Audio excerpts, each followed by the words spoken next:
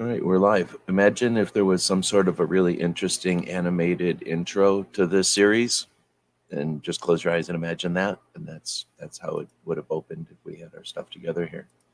Right. So we're going live again. It's a Tuesday morning. I've got Clover Tech here from the Gun Tuber Academy. I think we're actually live on that channel. But then we've been doing a series actually since last year, since November of 22. We've been chatting about SHOT Show every Tuesday. Both of us are big fans of the industry get-togethers. SHOT Show specifically is a kind of the largest and the most elaborate, most and the longest, so the most involved. And then content creators, we're both fans of seeing and experiencing and being part of people's projects and how they take them and where they go with them, and people that are interested in taking their stuff to the level of going to industry events and starting that. We kind of had this series to encourage that and to enable that, to inspire that, and to I don't know, coach or offer assistance with that. And now that the show is over, there's lots of stuff in the after action, in the resolution of all that. Um, and we kind of, just kind of continued the Tuesday thing going. I think Clover's a little more over SHOT Show than I am. I could talk about it all year long because it's a big enough impact and everything. It's like the moon or something. You could talk about other things in the sky, but the moon's right there. Um, so we don't really need to talk about the show anymore, but we're kind of still on the in the habit of getting together with folks on a morning show. Morning show makes it kind of roll up their sleeves and get to work, as opposed to let down your hair and have a few drinks in the evening type of formats that typically the live conversations happen in. So I think Clover's doing something right now, but he'll be back, assuming he'll be back, talking about tips, hacks, and shortcuts. Just had to come up with some topic today. So creating content can be fun. It can be a pain in the butt. It can be difficult. It can be easy. The difficult parts are the parts that are boring, or the parts that are lame. Can, unless you're somehow interested in the parts that other people find lame, can be, I don't know, you know, annoying or worse. And that's where I think the tips and hacks and shortcuts, at least for me, I tend to look for things that make those parts that I don't enjoy less time consuming or less hectic. So that's, I think, what I'm thinking of when I typed in tips, hacks, and shortcuts. But people might like the idea of shortcutting some of the easy stuff or some of the stuff that's more fun for some reason. And we'll talk about those things today. So we went live a little bit late. So I apologize for anybody that saw the start time right at the top of the hour and missed us or scheduled something or arranged something to be with us for that. And you're just catching the beginning at the end of your time with us. So I apologize for that. I'm blaming my computer for that. I don't think I shut it down well last night, and it didn't really start up and get moving for me this morning accurately or well. And took a while for us to kind of get our stuff going here. But if you are out there and you're want to be part of the conversation, start typing. And whenever Clover gets back, we'll get his input on stuff. But I can see that Chief Hires is out there, or was out there earlier. Gear Report, I'm assuming that's Jeff out there also. Milsurf Duo. These are all people that were at SHOT Show and that create content, have channels. I suppose you could say they're all going in different directions, but they all have some similarities. Now, Slav Guns, I'm not so sure about if you're a content creator or what. And then Yeah, let us just know. got off the phone with Slav, actually. Oh, okay. And then, wait, Snob or Slav? Slav. Okay. And then we know Gun Snob. So was Slav at SHOT Show? Did you see the dudes running around in the like Russian mafia tracksuits? I take, I'm taken aback by that because I walk around in Adidas shirts. I'm talking about specifically in the media room, but yeah, they're easy. No, They're easy to spot. Now, picking out which one is Slav, not necessarily true, but yeah. Muted. So no, I don't have any idea who that is. But yeah, okay. So Right. they had people running around. So everybody here this morning was at SHOT Show. We don't have to talk about SHOT Show. I was just kind of treading water there because I didn't know how long Clover would be. But as far as tips, hacks, and shortcuts, I guess I think of those for. I don't know if you heard me. I think of those as like the stuff I don't like doing, the boring stuff or the repetitive stuff. But other people, I'm sure, have tips and hacks and shortcuts, maybe for the stuff I find fun or the stuff I look, I'd Right. rather spend time doing. But when you think of tip hacks and shortcuts for creating content, where does your mind go? Where are we heading? I also ask the people out there to, type something in there, be part of the conversation. Well, I don't necessarily think tools, right? I think that's another aspect of it. But I do think about little things that can mitigate, is that the word? The time that you spend, maybe. So that's one aspect I think of a tip or a trick is it's gonna save you time, right? Uh, yeah, Ultimately, right, everything is either saving you time or saving you hassle, which creates time somewhere else, right? Or it frees up time somewhere else. Like you don't have to spend time hiring this if you can eliminate the problem in the first place. yeah. I think saving you time, and then maybe whether you're talking about a firearm or a performance car or whatever, we hear the term tricked out a lot, right? Oh, that's tricked out, whatever it might be. Um, so that could be enhancements like it like helping the performance of with certain tricks. So certain little tricks that can help the performance of your channel potentially. So I'm So I'm gonna start off, I guess, since we've got to start somewhere with Shot Show again, since it's fresh on my mind and I just experienced it or whatever. But one of the bigger things that changed for me at Shot Show was I've been using a phone that is, I guess I don't know how old it is anymore, but it's old and it is for reference. What's it called? Android 6. New phones are Android 13, I think. And I was given old phones by people that weren't using their old phones anymore, and those phones are Android 10 or 11. So I went from Android 6 up, I don't know how many eras of actual phones that is, into new, not just new operating systems, but I'm using that as an indication to show like how old my phones were. So really, it's the cameras and what the cameras could do, and then like the processor, the RAM, and the brain or whatever of this phone, that just how fast it could work. And my phone's been slow, but it's an old phone going slow. And since I'm only thinking backwards, I'm only thinking about phones that couldn't do anything. I'm thinking, oh, my phone's pretty good compared to nothing, right? It's pretty good. So using these new ones, these new tools, blown away by just I thought stuff was, I knew how to accomplish some of the things I've experienced online, let's say trends or fads or things that have been going on recently, let's say. And I knew how to accomplish that with like Photoshop or Adobe Premiere or something, but I didn't realize that like literally cameras, like for example, the thing where you have somebody holding a banana and everything's black and white except for the banana is in color. Like I know how to do that. I know how to make software accomplish that. And it takes a couple of steps. I might even know how to do it 3 different ways and know one way that's faster than all the other ways.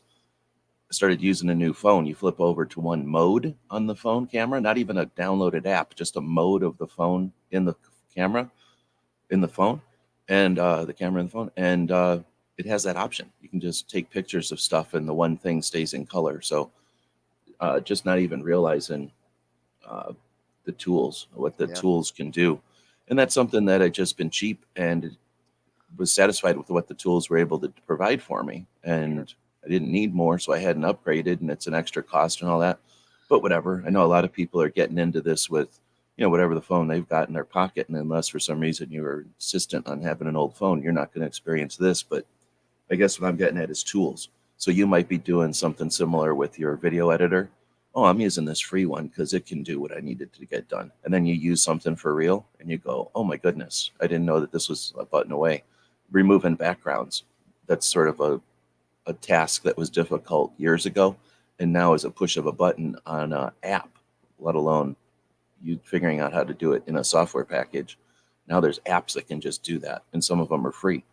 So there's, just the idea of using uh, current tech or paying attention to new things in spite of the fact that you don't need to, but just to experience what the new stuff can do. I think that's a tip.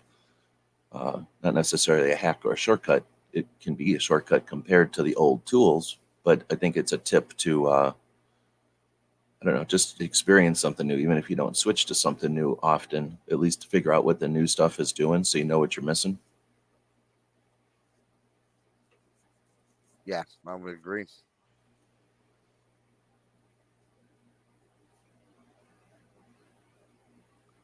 Yeah, So go ahead. yeah, I've been blown away at cameras, and it's not just when you're talking about that, it's not even if you're talking about current models, right?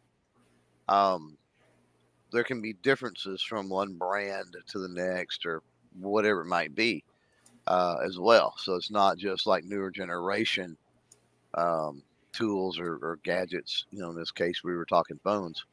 Um, one of the issues I remember having back in the day was, using um, the Galaxy 5S, and I'm probably getting the numbers wrong, but S5, and then ended up acquiring some 4S or S4 or whatever iPhones. And I noticed that the cameras on the iPhones, even though they were around the same time frame, same generation, the two phones, Samsung and Apple, the Apple handled lighting situations a lot better. The automatic, lighting feature, whatever that tweaks the camera for low light and whatnot, worked leaps and bounds better than the Samsung did at the time. So, um, just learning little things like that. I think since we're on the topic of cameras, I think one thing, tips and tricks is, settings on your camera, regardless of what that is, whether that is a phone or a point and shoot or a DSLR, whatever you might, maybe you're using some kind of the handy camcorder things. Um, oftentimes there are lighting, customizable lighting settings. There's you've got apertures and shutter speeds, and you got all kinds of crazy photography settings in there as well.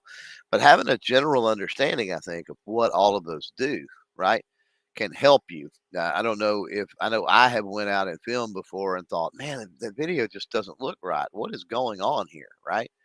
And where you're talking about filming outside. So whether it's overcast, whether it's a bright sunny day, or you're standing with the sun at a 45 coming in on you, or it's behind you, or it's in front of you, or whatever the case may be, right?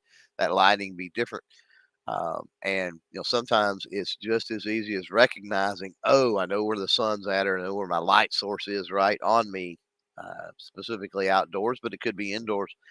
And beforehand, oh, well, if I go in and I change this setting on my phone, right, or my camera, then that will compensate for that little anomaly that's going to show up if I just try to film in that automatic mode.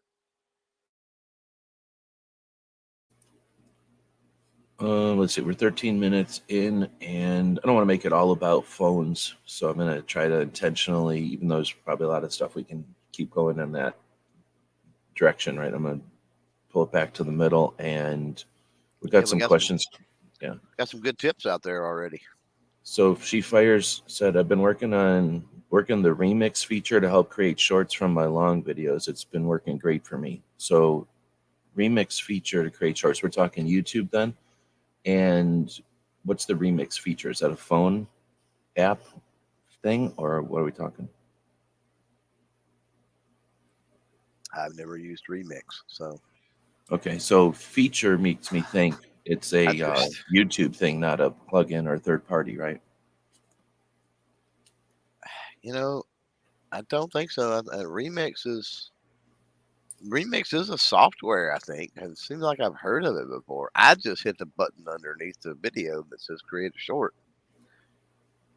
So you're looking at your own video, and then it'll say um, create or something, right? And then you get short and something Hmm. else as an option. That's what I've Hmm. been using to pull a short from a video because that's their new, I don't know, procedure or interface. But there are other ways to create shorts. Like you can hit the little plus sign on the phone app, and then it'll say, "What do you want to do?" And you can create a short. And I think there's more than one way to do that. Like I haven't explored all of those different ways, and that might be something in there where there's an element to YouTube that can, because it makes sense to be able to go back and sample pieces. Like YouTube is smart enough to know when somebody watches your video to keep that data. They don't just go, "Oh, somebody watched your video," and then go mind their business something else. They pay attention to every moment that that person's watching your video. And on a lot of videos, I think all videos maybe, there's a little timeline slider at the bottom, and you can look at that slider and it'll tell you visually, like an indicator of how many people have watched this portion, like what's the most popular portion of the video, what gets watched over and over the most. So if YouTube knows that and it says these are all your videos, and it can go, these are all the parts that are watched most often, it makes sense that it would say, why don't we encourage the people to take all their most seen clips and put them together in a montage or slideshow, right? Right. Yeah. But a third-party app could do the same exact thing, because that's all just data. So that's a question. We'll see if she answered that one or responded to that. Yeah, her She Fires and the Snob both are talking about the There we go. The YouTube remix feature is available through the studio, and while you're watching your long video, if you hit the remix option underneath, it'll allow you to shorten. So right on. So the studio, that's an important tool. There's YouTube, the app, and then there's probably other ones. There used to be one called YouTube Gaming that was a very powerful tool, but now there's YouTube Studio, which is a separate app on your phone. You got your YouTube app to watch videos, and you can get into your own account through the YouTube app, and it's kind of a phone version of the desktop interface with YouTube. But the YouTube Studio, if you know what I'm talking about, YouTube Studio, the app.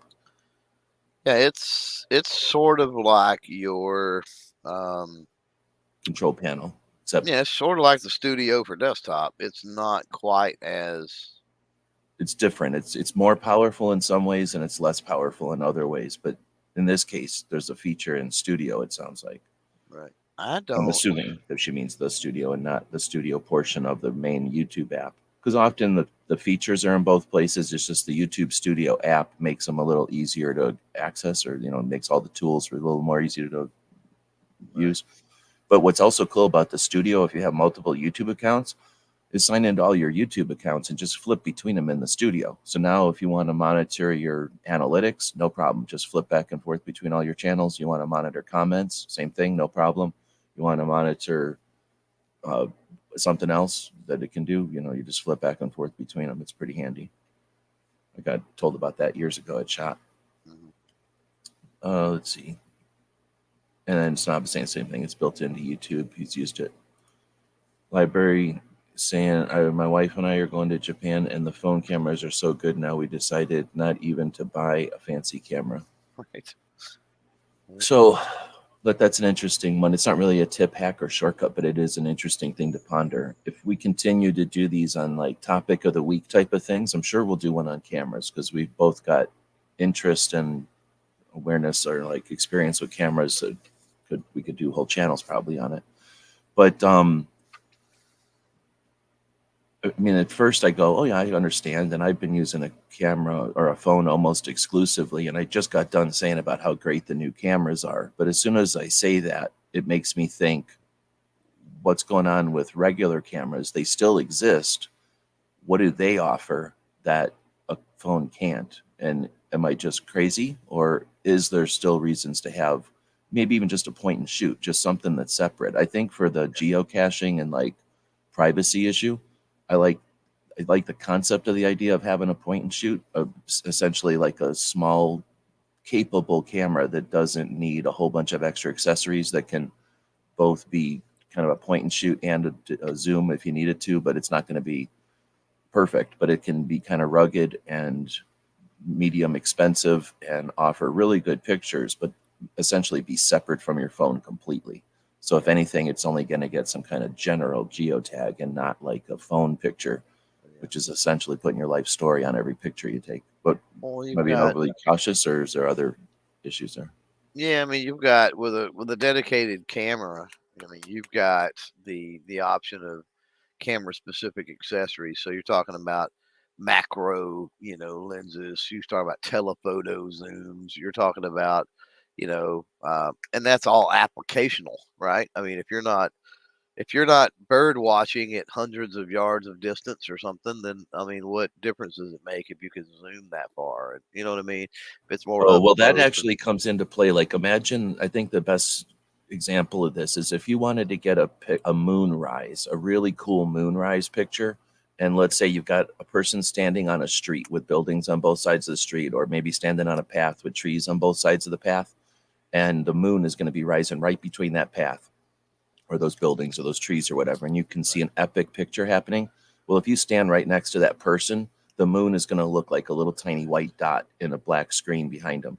But if you walk way down the street, like a block away, and you zoom in on that person, and you have a capable optic that can zoom in on that person and look clear, the I don't know what the optics involved are, but the physics of it is the moon will explode behind them, be massive, and look just like in a, like a drawn image.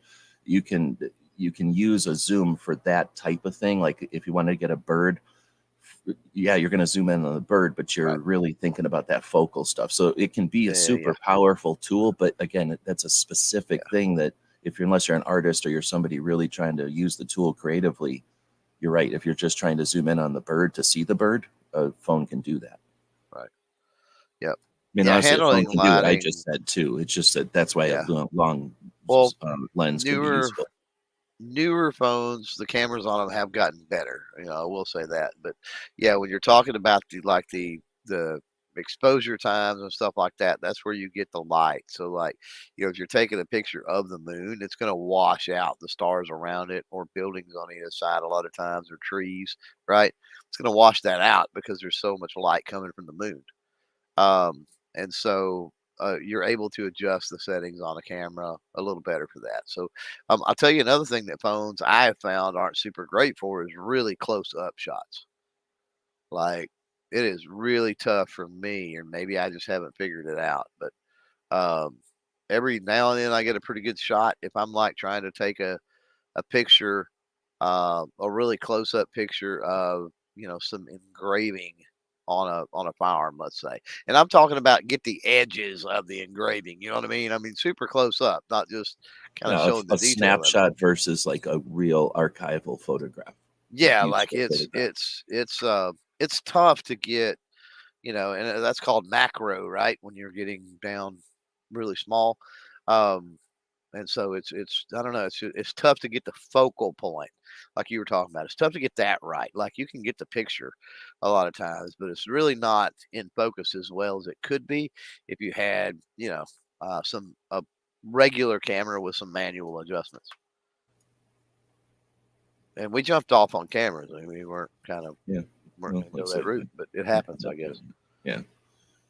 So thanks for the tip on the remix feature, though, and it is always a good idea, I think, to take your long form videos at whatever length they happen to be and grab shorts out of them. So if you're in a situation where you've got a few minutes and you could be strolling through the feed on some other platform, consider jumping over to YouTube, jumping over to your own channel. Just what I do, and I don't know, this probably isn't the best strategy, but it works for me if I just want to get it done, is I'll just open videos randomly, pick a point in the video randomly. Sometimes I scroll until I find a good looking centered picture of something and then take 10 seconds of it, write something on there. Can you believe it? Like, who would have known? Or, just some dumb question or something. And then upload it. And I don't upload them all right at the moment. I schedule them. So schedule every Wednesday. If I can sit there for 15 minutes and I can get 7 scheduled, the next 7 Thursdays, there's going to be some weird random short going up. Now, like I say, I don't think in the grand scheme of things, I don't think people are going to shorts and going, oh, you know what I'm doing? I'm going to roll up my sleeves and I'm going to look at YouTube shorts today. I'm really going to study them. I'm really going to decide what channels I like based on, I'm going to sit down with some session of YouTube shorts. Instead, I think people are minding their business and they just end up getting caught in that feed and they're looking at things and the next interesting thing, the next interesting thing. Some of them are Mhm. subscribing to channels, but for the It's most part, they're just being seen. Yep. Right. So I think you can put about anything up there. I don't think I don't put a lot of attention into my shorts. They're really just Yep. sort of like hooks going out or a net being cast. I figure if I catch a couple of people, great, but really they were just analytics machines for me. So what do you Yeah. think? Is that a crazy to callous a strategy, or do you think you should spend more No, time? there needs to be strategy to shorts for sure. I mean, it needs to be able, especially if you're a long form channel. And if you're a shorts channel, that's something totally different. But if if you're a long form channel, your shorts need to align and tie back in with your existing content. Um, because even then, even when you do that, shorts are tough. I've heard UG Express talk about Instagram in this way.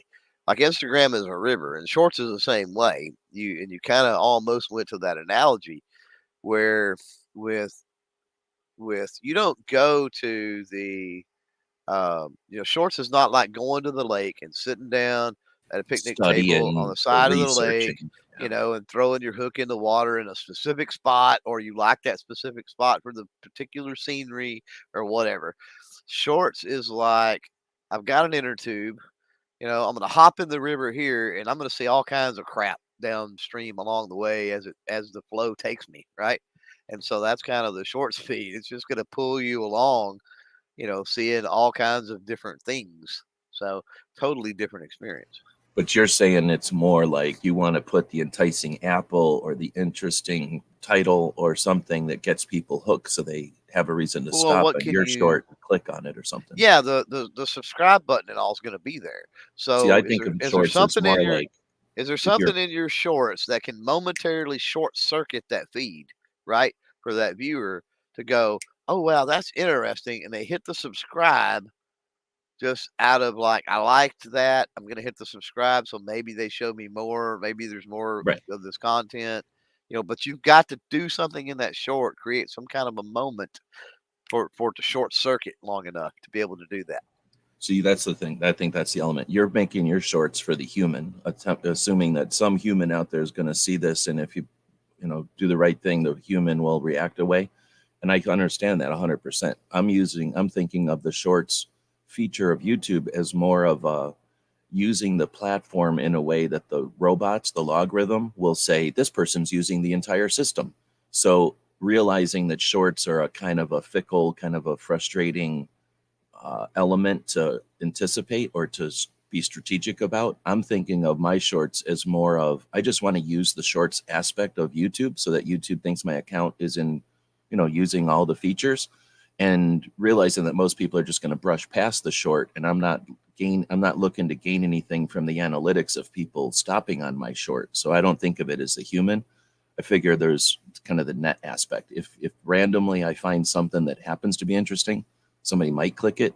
But I guess from my experience, when I have specifically put things that I thought were interesting, handpicked a part of a video that I thought was cool, my results of that is about it feels random. Like I'll put up something I think is super interesting or super important, and the short gets 100 views.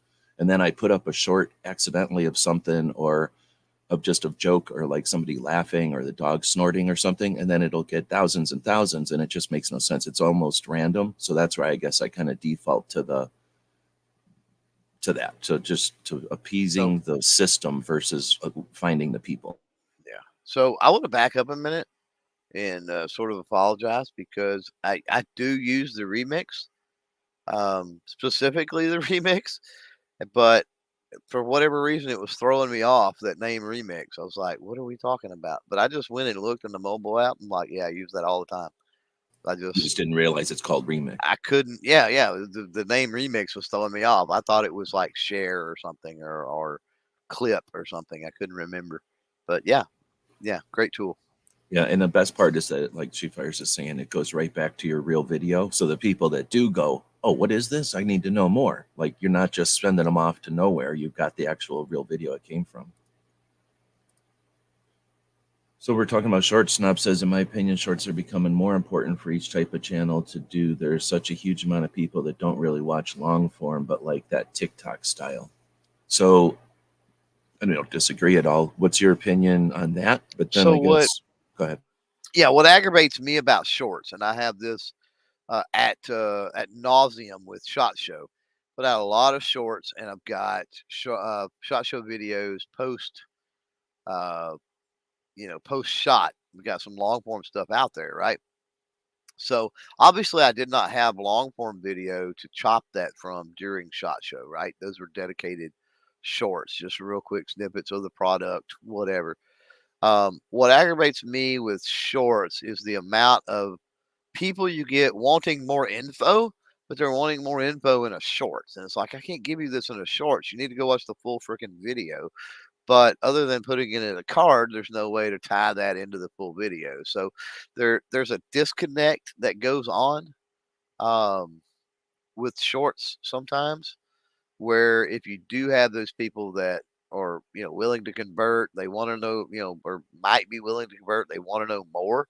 Like I don't know. I mean, could there be a feature eventually added that can do kind of what Sheepfires is talking about with remix that points it back across, where you can, without having to do a card, you could tell it to point across to something else. I don't know, but there's definitely a disconnect in that sense that really aggravates me. They're like, "What about this with that and this and this and that?" And I'm trying to answer questions, but it's like I've got a long video that explains all of that. Like, you can't click the card and go there, and that part of shorts, dedicated shorts, gets aggravating. Just so that it doesn't turn into shorts, because we could have a whole show on shorts, I'm sure. I'm going to go back to one of the questions from earlier. Slav's Gun said, here's my tip: spend an hour or two planning out, scripting out your videos before recording. Yep. That will save you multiples more after you recorded it and are editing it. So, in other words, spend an hour or two planning out your video before you even grab the camera, so that you spend less time doing multiple takes or coming up with stuff mid thing and have to refilm something anyway. Mhm. Um, and that'll save you time editing. Yep. Uh, Can also help you with policy compliance, something that we talked about last night, because you would be thinking about those types of things. Um, can also help you to determine. Sheepfires alluded to it earlier. Can help you determine what your thumbnail might want to look like. It can help you determine what type of calls to action you want to put in that video. It can help you with a lot of different aspects. What type of B-roll, what type of images maybe do you need to go take? What type of pictures do you need to make sure you take? To support that content. I would say, Slob out there is being generous, saying spend an hour or two. Um, I spend hours, if not days, and I don't do it like writing stuff out, whatever that type of thing.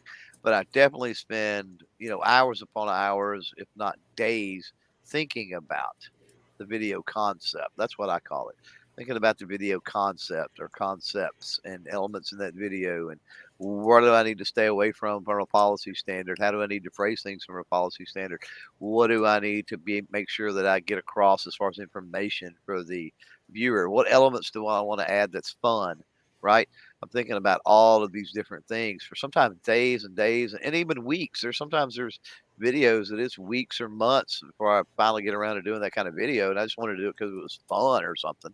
I really had no uh, motive like I need to get this out for a company or this product's going to release. It's like I just want to do this because it would be fun to get out and make this video, right? And I still think about those for an extended period of time, even though I don't necessarily, sit down at a board or a piece of paper or on the computer and type stuff or write stuff out to plan it.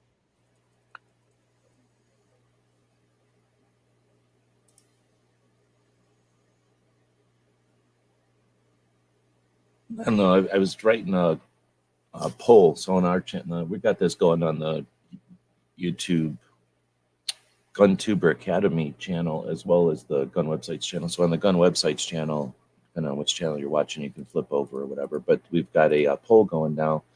Should we keep doing a weekly content creator show? The responses are yes. Tuesday morning is the best.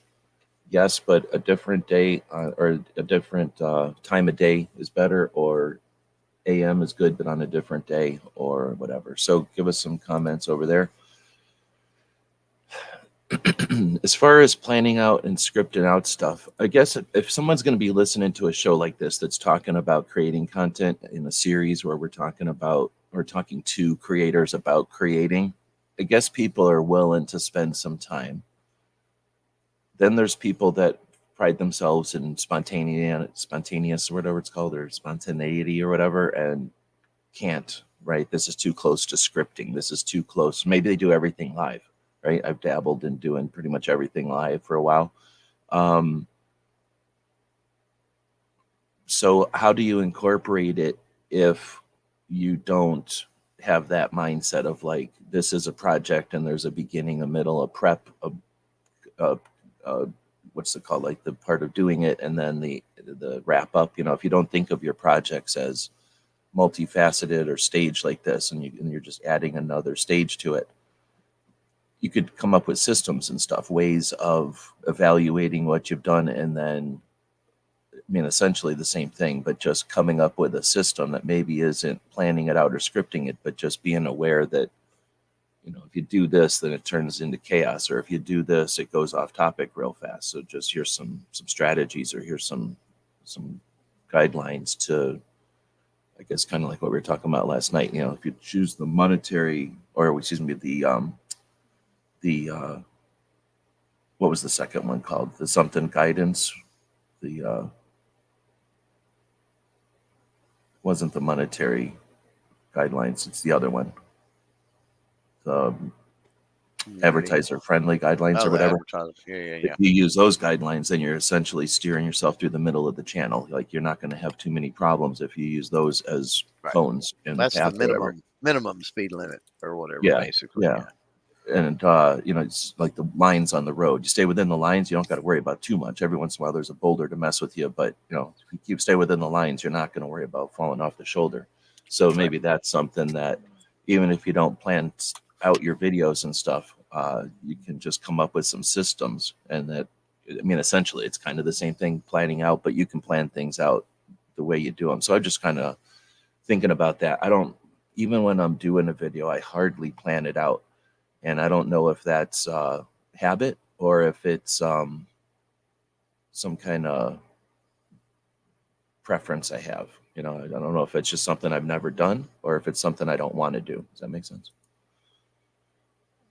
So the next one from Fires is scripting for sure, and also have an idea of your thumbnail before recording. YouTube tips channels suggest this often. Um, Oh, YouTube channels. Okay, I was thinking maybe she was watching an actual tip thing from YouTube. So that's a couple of things in this one. How do you want to address this one? There's a couple of different things in this one.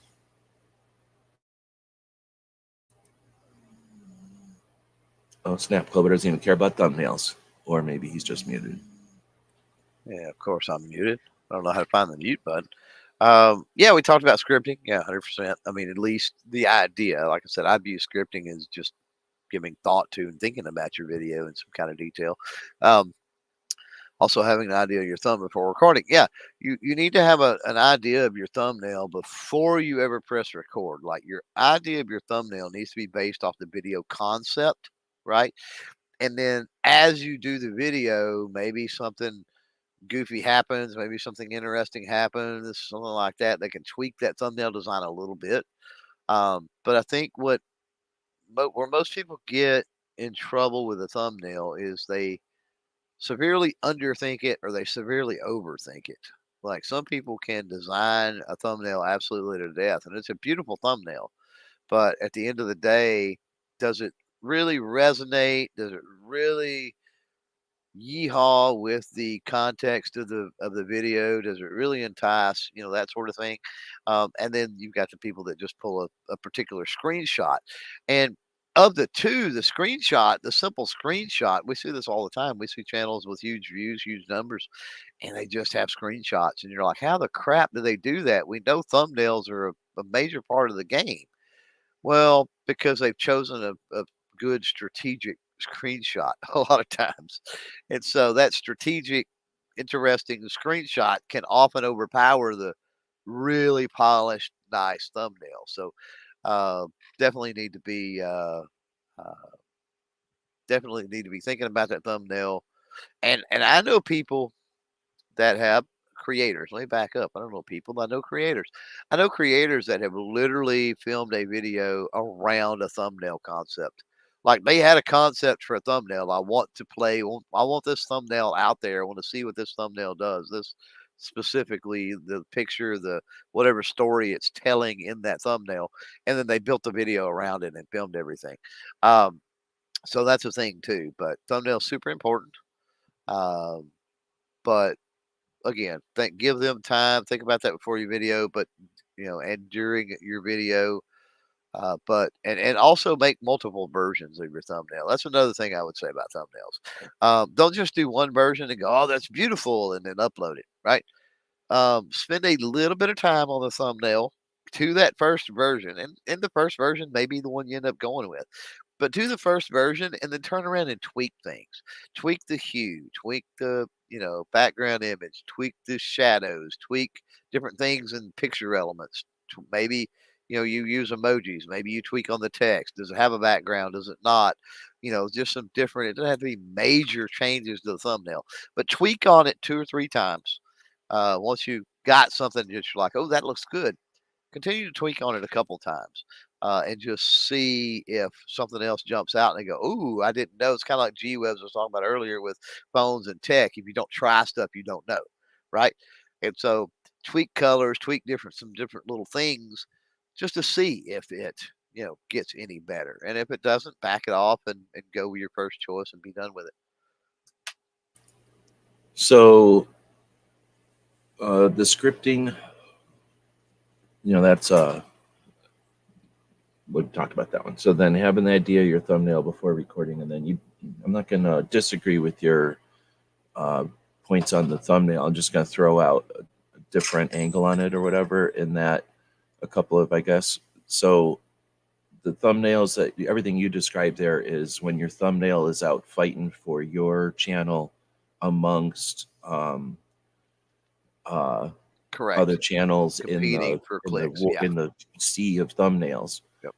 To some extent, it's also sort of like the how do they say, first impression that a channel is going to offer. So if someone is discovering your channel and it's a sloppy or a poor thumbnail, an unthought out thumbnail, there's something to be said for all that. But again, I'm trying to say that's that angle. But then you've got people playing the game a different way. So now you're playing the game a different way, and you want your channel to look sharp. You want your channel to look like, I don't know, this happens on Monday, this happens on Tuesday. I played that for a little bit using my colors on my background and my thumbnails to indicate what day of the week it was, and then some similarities. So there's something to be said for, if you want your channel to look cool when somebody's at your channel and clicking on your video page, because you can determine that. You can have some fun with that. On Instagram, you can think of your feed as individual items, or you can look at your Instagram channel on a phone and realize that you've got a 3 by infinite bitmap. And there's people that play with those images that they install just like you would a Tetris game or some sort of a light bright kit or something, and they play with their channel in different ways. So I just wanted to throw that out there, that the thumbnails, everything Clover is talking about applies, but you can play a game differently. And you could probably figure out a way to play the game where it still works on both aspects, but you're building something on your side within a parameter that works for the bigger picture. And then the whole idea of being able to change them out, and the whole idea of like, people are, I don't know, depending on the topic, if it's news of the day, people are interested in that news of the day today. But 6 months from now, are they interested in that news of the day? Probably not. Now you could probably switch the thumbnail to something else and have like your archival thumbnails make your channel look cool. But then your current thumbnails compete. Yep. So valid point. You just made me think of when you're talking about going back and changing some things. So let's say that you've got an older video that continually performs, continually brings in views, subscribers, whatever the case may be. I think it behooves a creator to update the thumbnail on that video at a pretty regular clip to keep the thumbnail of that video consistent with your current thumbnail designs, right? If you have a certain kind of design or theme or motif, right, that you use for your thumbnail. And we all play with that. We all evolve, and you're like, oh, I want to add this element, or I want to do it this way with a certain background color or a different thing, right? Keep in mind those great performing legacy videos. Go back and tweak those to a thumbnail design that is more similar to the current one you're using. Here's why. Here's why. So somebody hits that legacy video, right? It's got power on YouTube, right? It's made it for years. It's crushing the algorithm, be it the search or whatever, the suggested algorithm, whatever it might be. It's getting you traffic. People are coming in, right? We know that YouTube is a viewer preference based serving system as far as videos, right? So they click your video, they enjoy it, they like it, they watch it, maybe they comment, right? YouTube goes, hey, this viewer likes this creator's videos. Sweet, you know? And then the next time that viewer logs in, YouTube throws one of your more current videos up on the screen, right? A thumbnail. Having that design be consistent with the thumbnail they clicked previously on the older video could be an enticing factor for that person to put two and two together and go, oh, I remember this video. Hey, here's one from the same content creator. Because very seldom do people take a look at the age, right? So they go, it's not like they're watching that video, the older one, and going, oh, this video is from 3 years ago. They're not doing Yeah, that. let me stop watching this short, see when it was made, and then Right. determine if I'm going to keep watching the 30-second Right. video. Right. And it's so, when they do that and they watch it and then one of your new thumbnails pops up, right? They may not be able to recognize because of the difference. It's such a vast difference between that old Because it thumbnail was and the 3 new one. years ago and you didn't care Yeah. about thumbnails, or your channel Right. had a different branding or Whatever it something. might Yeah. be. Yeah. Yeah. Absolutely. And can So you put a just a thought. stamp or a sprite in the YouTube Shorts thing so that when you're creating your shorts from old videos, you can throw your current logo on it, like a stamp? Is that a thing? Or is there an app that does that maybe? You know what I'm saying though? Like to add a watermark essentially to, like, you can The usually write problem, something on there. Is there a way to create like an icon that's your icon, your title or your I don't, logo? I don't, I don't know of anything short, no pun intended, of setting up your watermarks in Studio. I I don't know mean, of anything, technically, it's but gonna put your watermark, your current watermark, yeah, on the short no matter what anyway. So but I I guess don't there's a way play to do with, shorts nearly enough. I will say this, where all the text and the like and the thumbs up and the thumbs down and all the different things are at the bottom. If you start putting watermarks and things at the bottom of a short, um, a lot of that gets hidden behind all of that anyway. So be mindful of your screen real estate on shorts too. I would say that about shorts. So that all started from She Fire's kind of multi comment there. Scripting for sure. Also have an idea of your thumbnail before recording. YouTube tips channels often suggest this. So having the idea of your thumbnail before recording. Now this everybody's talking about that in the last couple of comments there, of like strategies for that or forgetting to do that. I've just been flashing those comments up on the screen. So I mean, one of the funnest things about using a phone, I guess a regular video camera could do this too, but the phones are just better cameras than any video camera I ever had. You can take stills while you're filming. So if you watch one of my videos, you might be like, well, this is weird how he's just sitting here for a minute, wiggling the camera around, looking at this item for a very long time. And that's because I'm poking around at my camera, trying to take like 6 stills of the thing from whatever angle, get the lighting and everything. So that's why my videos are weird, because I'll just, in the middle of it, I just forget, I don't care that I'm filming or I'm videoing, and I'll take like 6 stills in the center. And one of those stills is either, I don't really think of it as thumbnails as much as I'm from the olden days. So I think of it as the main picture for the blog. I guess it's the same thing as a thumbnail, but like the first image in the post, I'm gonna want a good image. Yeah. And so as I'm filming, I'll usually think about, if it's a shot show or something, how I can go down so that I'm seeing the table underneath of it, as opposed to standing next to it and filming towards it, where you're going to get all the clutter of the background and people. And all kinds of camouflage effectively. So you have to scrutinize the image to see the thing on a tripod, or the belt coming up into the thing. So, try to isolate as much as possible. Um, but as far as that's my strategy for thumbnails. But as far as the There's idea of coming up with a thumbnail before you're recording, I suspect you probably do more of that, tendency to do more of that than I do. Yeah, and it totally depends on the channel and their particular strategy. But I was going to point out something since we're talking about that. I know of a channel. It's a fairly large channel that does food reviews. And this fool, and I just say fool because he's kind of a character. This fool, literally in the middle of his video, will stop his food review to go, "Oh, I think this might be a really good thumbnail opportunity," and he will literally take pictures. Like, why? And he doesn't edit that out of the video. Like, that's part of the No, no, process. yeah, I'll do that. Yeah, And too. like every video you watch of his, there's multiple times where he's like, "Oh, that might make a good thumbnail. Let's take a picture of that or whatever." It's like, it's weird, but it works for whatever Well, reason with I his dig style it and his because channel. I'm not trying to hide that kind of stuff. And then, if nothing else, that lets people kind of see it's transparency. They can see that, like, we're just regular people, and thumbnails don't get deemed to us by some special event or something. Like YouTube doesn't hand us the thumbnails. We got to be aware of that stuff. So just lets people kind of see that, hey, we're thinking about a couple of different things while we're filming this, and it's that easy. You can do it too. And then the last part was YouTube tips channels suggest this often. And I have, I think a lot of people think of YouTube as a how to guide. And I've been using YouTube and the internet long enough and I understand that nothing is permanent, nothing is perfect for a long time, and people come and go.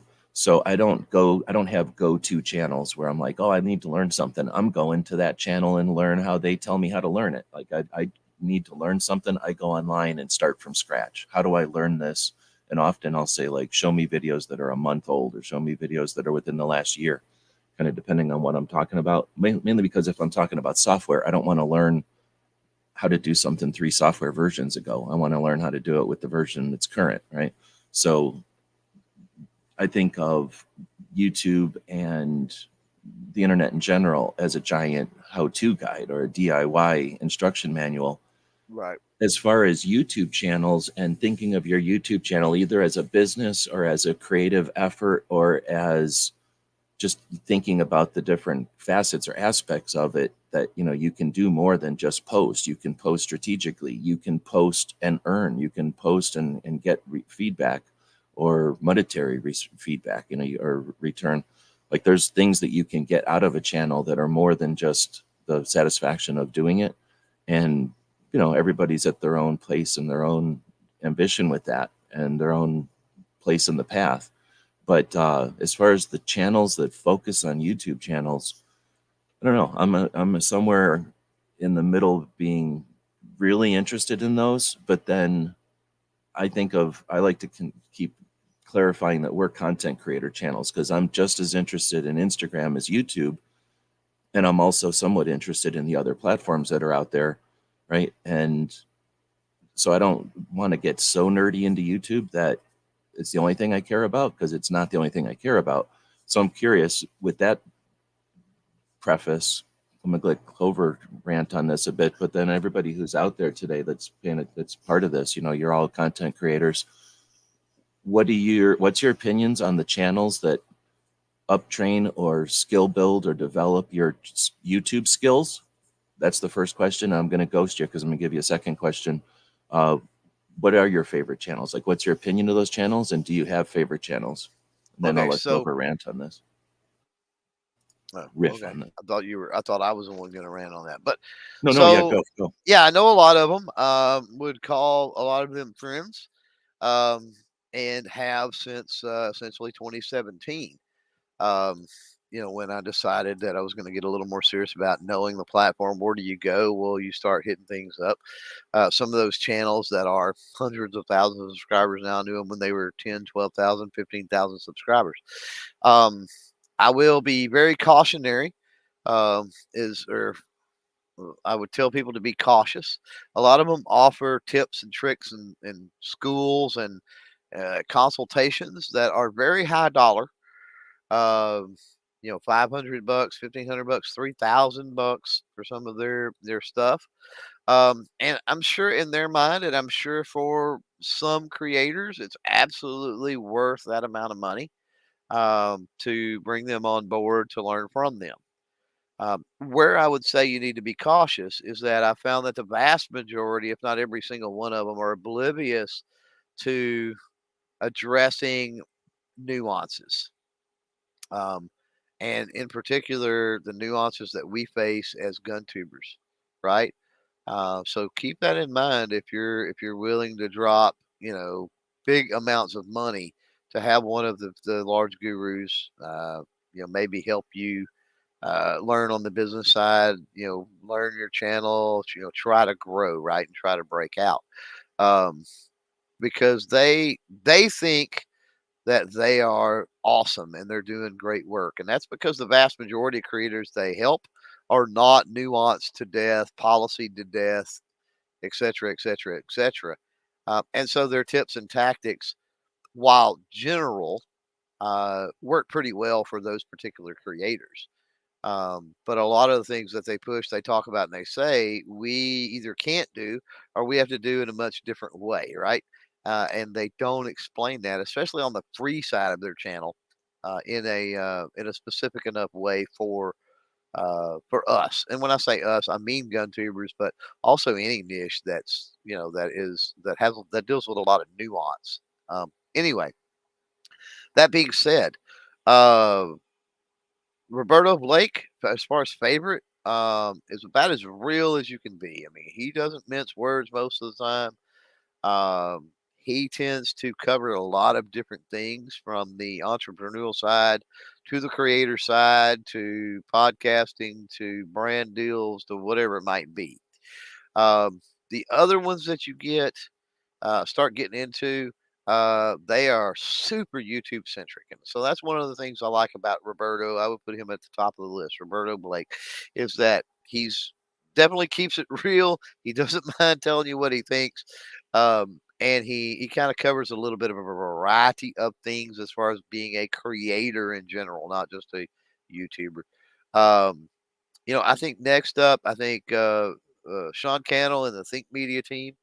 Um, I think they do a good job at a lot of things on the side, especially of tech and of lighting. Like Roberto's going to help you with more behind the scenes and the thought of creating.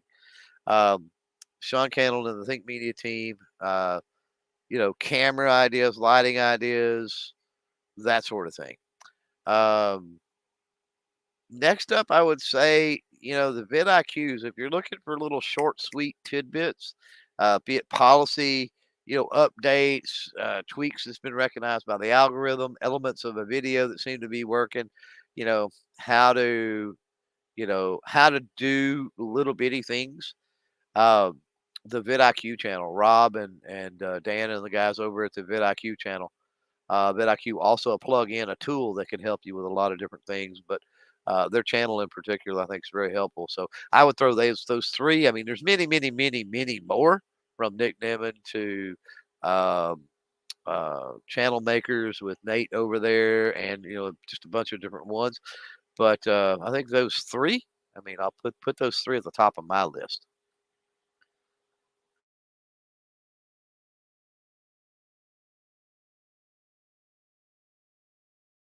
All right, well, that worked out pretty good. I just got back. So,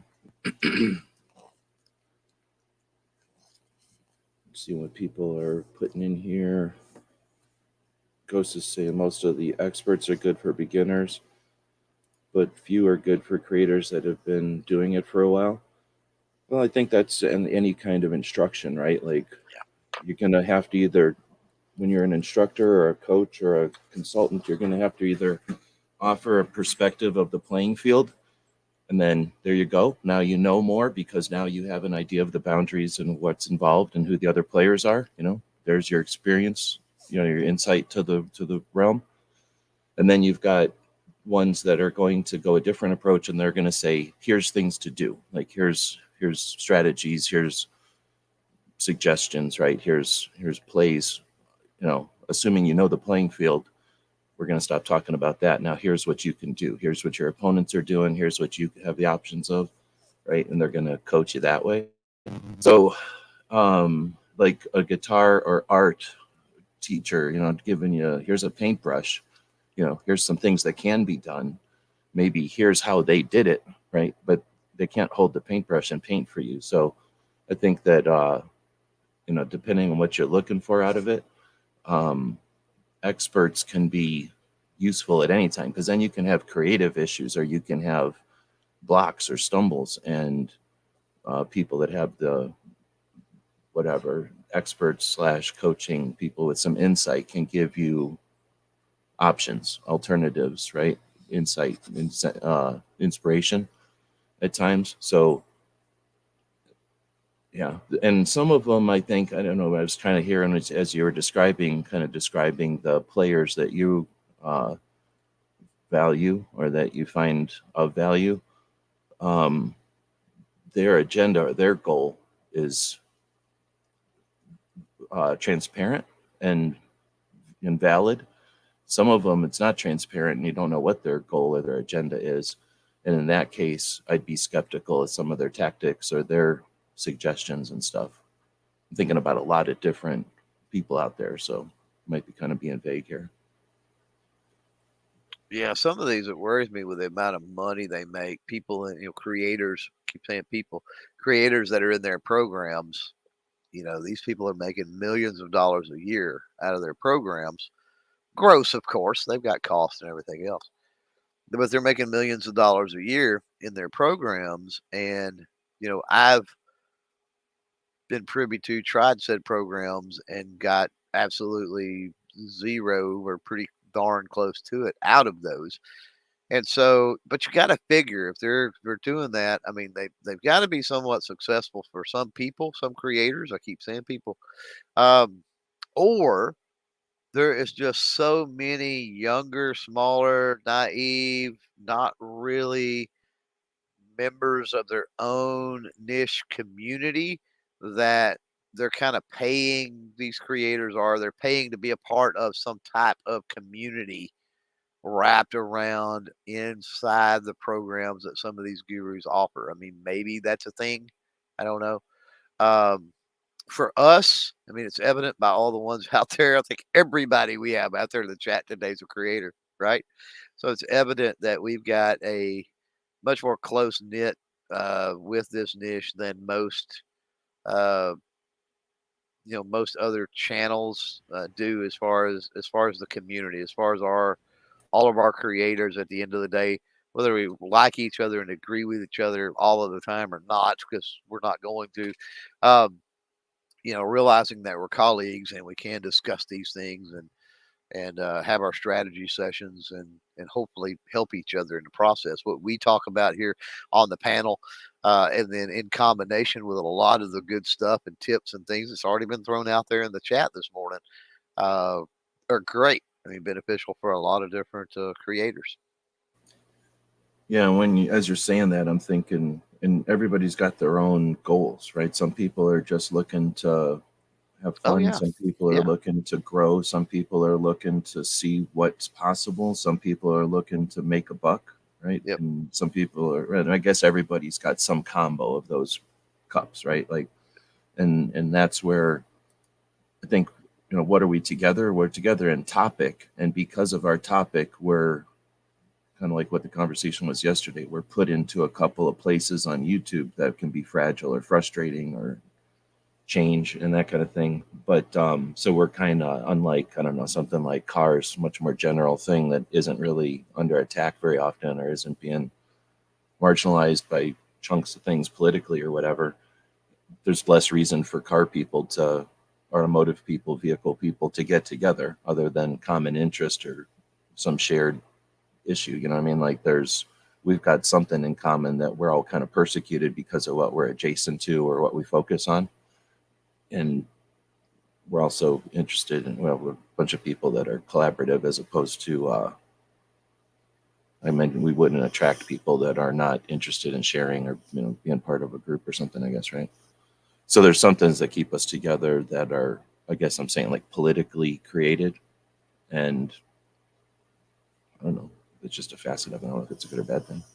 I guess it's bad because we're being politically persecuted, but it's good because we get to meet each other, right? And everybody gets to come together under that umbrella or from that shelter from that storm. Okay, so I think we tore apart that question enough, but She Fires, that was a great question. Thanks for letting us hit that one in multiple different ways here. We're at an hour, so I'm going to try to hit these things, but I don't want to go too much more than an hour, right? We want to keep it interesting and not exhaustive. So Slav Guns earlier, when I was talking about software or Adobe's or something, said DaVinci Resolve is free and it's far better than paid Premiere. So Adobe Premiere is a video editing software that costs somewhere between 40 and more, $80 a month to unlock all of their packages. But DaVinci, I suspect, is open source. I haven't used it. Have you used DaVinci Resolve Studio? I have used DaVinci Resolve, just playing around with it. Never used it for any length of time.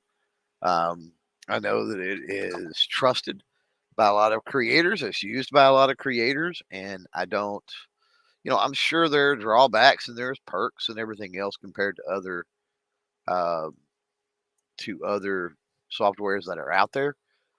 So, for some people it may work fine. For some people it may not. For me, um, it boils down to learning curve for me. I mean, I've always been a CyberLink Power Director guy.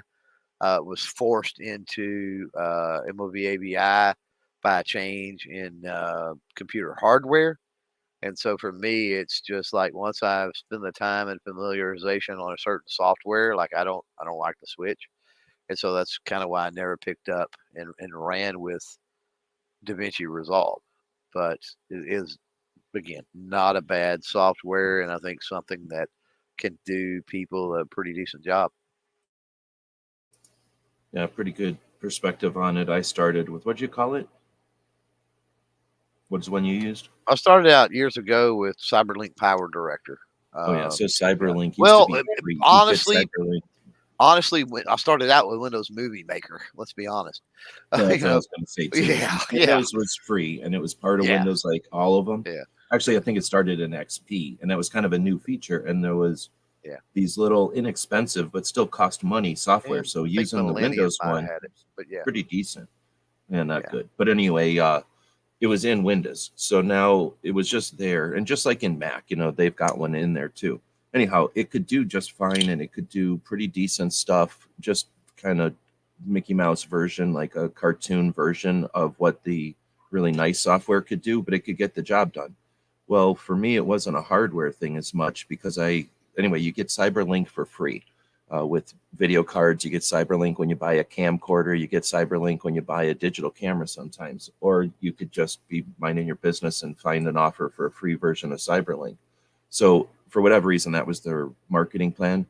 And whenever Windows Media, which I'd been using and being fine with, knowing that there was better software out there, but again, it just didn't feel like mastering another version of software. Even back in those days, I had already gone through multiple versions of every other kind of software. It just wasn't a ambition I had to just tackle new software for no reason. But what happened is YouTube around 2010, 11, after a couple of years of not caring what video software you were uploading with or what's file format, decided that Windows Media, Microsoft, they're going to go to war with. So they weren't going to accept files made in Windows Media. So you had to go to something else because Windows Media was no longer showing up in the right perspective or the right, what's that called? Screen size. It would show up as a narrow band. It was really annoying. So for a while there, that was one of the first real issues with YouTube, is that they decided we don't like Microsoft files anymore. Therefore, we're going to just change all their perspective to this weird, really wide, very narrow perspective. And all the videos started showing up weird. You'd have to go back to all your videos and put in YT colon equals 16 colon 5 or something. And then that would change your videos to a horked version of a rectangle instead of a little stripe.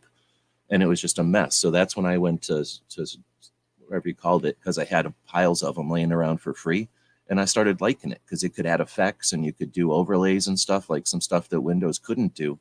Oh yeah, Cyberlink Power Director. I mean, you've got access to the forums, and then like you can buy add-on packages for pretty Oh, I cheap never too. bought anything, but yeah, exactly. You had Yeah, the ability to upgrade it from the free version, and it was yeah, powerful. But then at some point, what happened with me is that yeah, the software couldn't run on my new computers. It was just too right. bad, too old, and that's when I decided, okay, I'm going to look around. So for me, I was going to also bring this all up to say I'm all about learning software. I like software. I enjoy it. However, if you only got X amount of time to devote to learning software, for me, I like the 3D stuff now. It's much more fun for me to learn the 3D stuff. I can turn that into a 3D print. I can put that into a carve. I can put it into an animation thing. I can play with the animations and stuff. It's just more fun.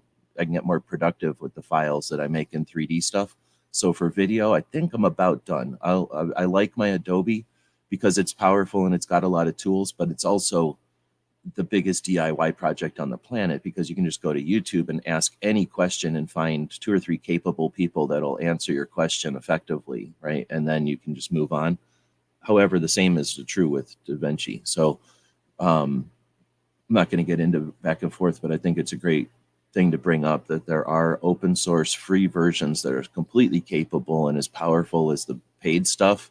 There's only slightly different for reasons to go with one or the other at this point, and it has to do with the Adobe being a cloud thing. And if I had clients who I was trying to move files back and forth and they used Adobe, it would sort of be like using Zoom. I don't like Zoom. I like StreamYard. But if I have to talk to somebody on Zoom, I have Zoom installed, right? So it's one of those kind of things.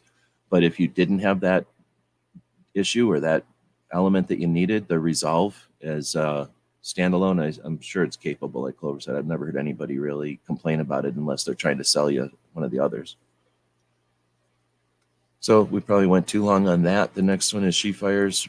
I like it because it will tie the short back to the long form when we were talking about pulling the shorts. We hit that already, I guess. Snob is saying I still use my mirrorless GoPros. Oh, and GoPros for my videos and at home. They just do a better job if it's a simple video. Or for shows, I am loving the new iPhone. It's just much simpler and saves a ton of weight. So, have you used iPhones at all? I know you said you had some older ones. You use any of the modern iPhones at all? No, I do not have anything modern as far as iPhone. If I had money, I would get an iPhone because Joe has one. He was lording it over me, and Gizzard has one. He's making everybody look at his videos that he makes on it, and they're neat. But I just don't have the time to. I'm not interested in doing it, but I would do So, it if I had more resources. so I'm gonna give my assessment of this real quick.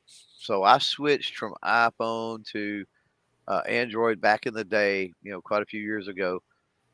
I switched because of some things I was doing, and the ability to do that easier. There was a little more flexibility. iPhones are kind of stupid proof, and I don't necessarily mean that in a bad way, but like they all sync up. All your Apple devices sync up automatically, and they just do a lot of stuff they don't have. That's one reason I've kind of always liked. I've been able to manipulate Windows over the years, and so I've always been like a Windows guy, right? So, um, the Android was I was able to tweak and customize and things for me a little more easier. So that's why I made the switch. And then also I'd made the switch because Android kept the audio port in, right? And then I continued to stick with Android because Android kept the SD card in. But nowadays, if we're talking about if I was to go to the store and get a phone right now, brand new, top of the line, whatever it is, like none of them have an audio port and none of them have an SD card. I mean, if you're talking about Apple and like Samsung, right? So with those things that I chose Samsung because of those specific things out of play at this point, I would 100% go back to iPhone at this point. I do believe in the more modern stuff, the iPhone camera at this particular point in time, may be different in 2 years or whatever, but at this particular point in time, I think the camera on the iPhone is better right now. I think hands down. So I would go. again, if I had the money, I would go both, just so that you stay current in both and have the best of both worlds.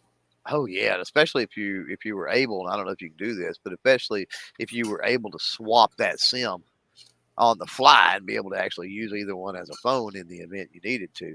Well, no, I mean, ideally, I'd More so. have both, one on Verizon and one on AT&T or whatever That's the true. That's straddle yeah. is that gets you on. I forget what the carriers are, but you know that you get the most bandwidth and That's true. abilities. But yeah, Yeah. right Yeah. now I Yeah. have AT&T with AT&T backer. So I'm good because it works almost everywhere, but when it doesn't work, both of my connections are AT&T and it doesn't work. But I hang out with people that have other connections, so it's usually not an issue. At least it hasn't been since years from now. But weird anyway. So getting a lot of comments. We're gonna go 90 minutes, I guess. We got a lot of comments on the video editing and stuff. So thanks everybody who's joining us for a conversation about this kind of stuff. I guess we'll have another specific conversation on video editing. But barbecue brings up a point there that the DaVinci learning curve is steep. Even people who are highly experienced with it, with video editing software, will say that it's difficult to learn. And I don't honestly remember DaVinci enough. I was thinking more of the Photoshop alternatives, and there's another one there that I ended up going with Adobe, and I'll answer Ghost's question here in a second too. But I ended up going with Adobe, and because I went with Adobe, that gave me Premiere and uh, Photoshop and right. It gives you all their packages, so it defaulted all my choices to Adobe because I have Adobe. If I didn't have Adobe, there are literally good options for all of them, and I don't know if we'll do a whole show on any one of them specifically, but we might do a whole show on software or something in the future here. Let us know, give us some feedback. But to answer Ghost's question at some point, how much is a subscription? You can buy Adobe, and I'm not selling it. I should have an affiliate link somewhere, so maybe I will in the future. But I don't have an affiliate with them right now. But the Adobe is a subscription thing, which is lame, but I'm not justifying it. I'm just explaining it. And it's something like $60 a month for all of them, for everything that they offer in the package. At least it was last time I looked. However, like Ghost or like Snob was saying, if you've got people in school, you can get it cheaper because they offer a teacher and a student version that's more like $30 a month. And there's ways to get your $60 subscription down to 30. So for a long time, my subscription has been more like it's under 40. I think it's $34.95 a month. And I'm completely satisfied with Adobe at $35 a month. The updates and the features are great. The amount of like what do you call it, community resources is insane because it's amazing. There's so much of it. Those still apply to other software packages. So the big thing for it is that for $35 a month, which is a subscription, it's not free, but it is worth it for me since it's all those packages. But the thing that you can share them all with the cloud. Again, if you've got clients or if you just want to take something and move it from one software to the other, you can just, they're all connected to each other. That element is makes it worthwhile for me. But I don't know. You don't do the Adobe, you said, Clover?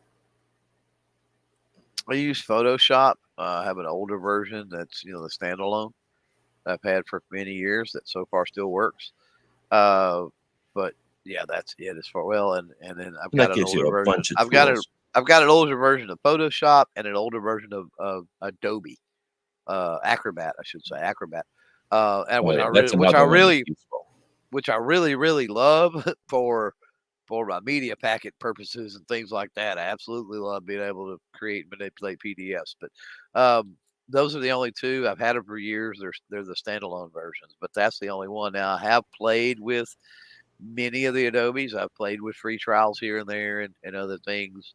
And I'm not anti Adobe by any stretch of the imagination. Oh, Barbecue is saying he's paying $15 a month for a year from a Black Friday sale. I wonder if that's for all of them or for just the one. Because I should have said they also sell just one at a time for like $20 a month or something.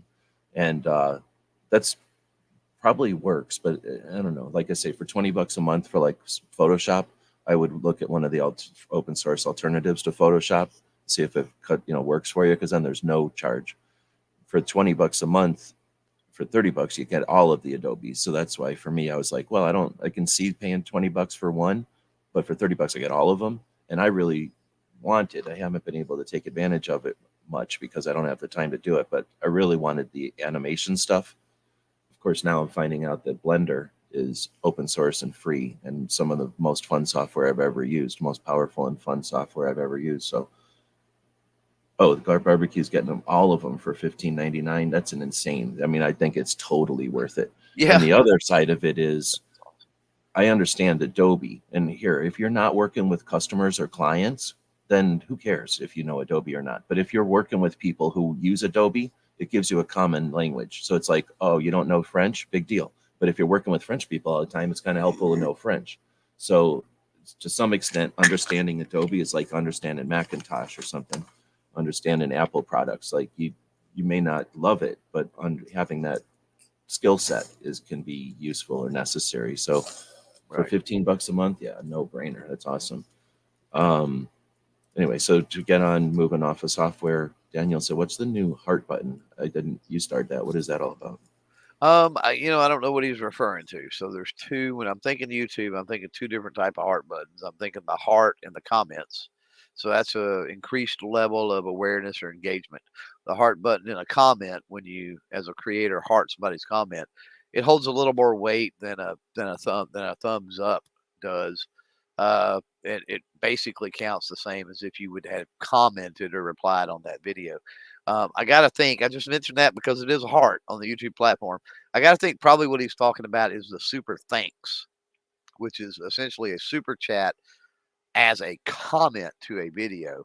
That also has a heart, if I'm not mistaken, a heart with a dollar sign in it. So that is basically a tip button where you can, in a video, you can tip a creator and, of course, leave a message. And it highlights that. Everybody's able to see your message. It makes it stand out from the crowd. It's kind of like buying the bold entry in the yellow pages years ago, right? You can throw a few bucks or whatever creators away, get your comment all highlighted, and everybody will see it, that sort of stuff. Yeah, it's definitely an incremental um, fee or whatever they call it, just like the games, the in-game fees type of thing. They're playing off of the tendency for people to not pay attention to a couple of bucks and not, to like you're saying, to get a little extra in-game play during the uh, chats and stuff. But in this case, the thanks is for a video. You might be watching a video and go, "Oh, this was super useful," or like, "Wow, I never thought of that. You just saved me $30. Here's $2. Thank you." And then, well, literally move some resources around, let the person know, "Hey, this was a valuable video. Thanks for posting it. Here's some incentive to do more of this, more of the same," right? Yeah. Snob says, if I take time to make a short, I think, like, if I take time to make a short that I think will do well, it gets 500 views. I throw one up that was just a throwaway and it gets 1 million views. And I don't want to say that's like all the time, but that's the kind of, It's I pretty guess, common. what I was Yeah. talking about with my strategy of just put shorts up to engage the system because, yeah, you can't. I mean, like I remember one where I was like, oh, this is the coolest part of a video where somebody explained something or said something super poignant or super cool. I post it and nobody cares because it's somebody's face or whatever. And then another video where, again, I'm trying to focus on what they said. The little gun or something pokes from behind this thing on the wall, and then it's like 1 million views. Look at that gun. So that can be frustrating. On the other hand, is it like sport fishing or something? It's tough to catch a shark, but once you catch one, you got a shark. So are the shorts somehow more satisfying or satisfying in a different way that, a successful short has its own, I don't know, satisfaction? I can't think of Oh, that word. as a short is not the metrics on the short. 1 million views on a short is certainly not weighted the same as 1 million views on No, a but I'm just regular saying, as video. far as the human, is that another thing to achieve? Like, oh, I'm going to try to, it's like, I'm going to keep doing shorts until I figure out the strategy to shorts. And I don't know, maybe that's another itch Oh, to yeah, there are scratch. people that play that game. Yeah, there are 100% devoted shorts channels out there. So yeah, You know, like somebody might never go to a casino and play roulette or craps or blackjack, but they slam down in front of a slots and they're like, "Oh, where have Oh, that slots been happens all all the my life?" time. Yeah. Yeah. I would say the vast majority of people that go to casinos never sit down at a table game. They all play the slot machine. So I'm just thinking maybe it's some of that mentality that like you're not there for the long haul, even though you're there for a very long time. It's like, oh, I'm not eating a lot. I'm just eating these bite-sized things for an hour.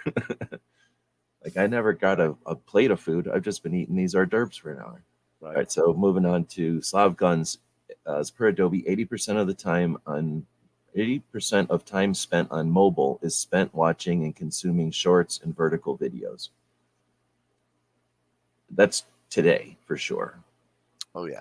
Yeah. I mean, there Especially was a on. time when everyone held their phone horizontal so they could just watch videos, and people just have not been doing that. So is that a tendency of people not wanting to turn their phones, or the platforms all made their stuff vertical? Like, can it go back, or will it go back? I don't Which think one? it was a demand from consumers necessarily. I think it was the ease of making software work, and other things. It doesn't have to pick up on the gyros or whatever Oh, that that's see that interesting. it's moved. It doesn't have to rescale the screen. It's just I think it was a thing where software.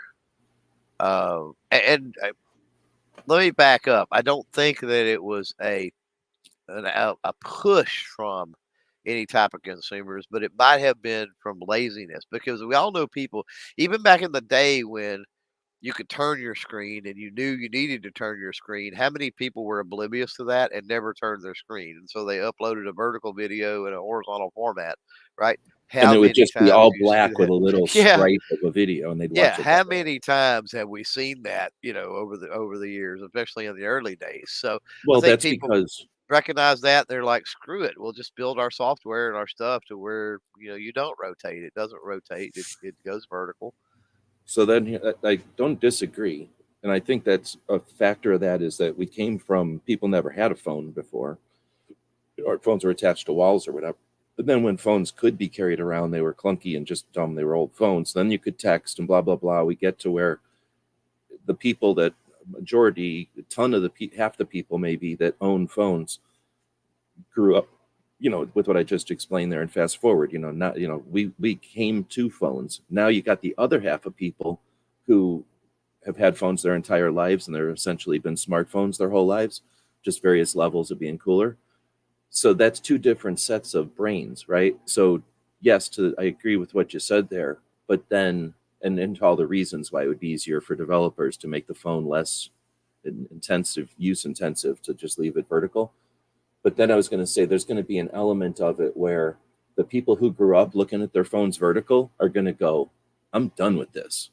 This is the boomer thing. This is to appease boomers. This was because software was clunky back in the day. I want my hologram or whatever. They're going to have something next. And I Oh wouldn't be yeah, surprised if, yeah, like, just as a fad, they're like, yeah. I'm sick of holding my phone vertical. I'm holding my phone horizontal, and everything better move horizontal because the next TikTok is horizontal. Old man, like, we don't hold our phone vertical, grandpa. Like that kind of element will happen when, this thing's going to keep going. Well, But anyway, that's or just the day that the phone is tied to an ocular implant, or the day that the phone displays on your sunglasses, or the yeah. day And that then it's all 360, right? yeah, or a hologram comes out of your Apple Watch, right? It's like there's going to be another evolution that we'll have the same conversation about that evolution. But I just think the vertical. I think the software and the hardware companies, they played on. I don't think anything was necessarily intentional.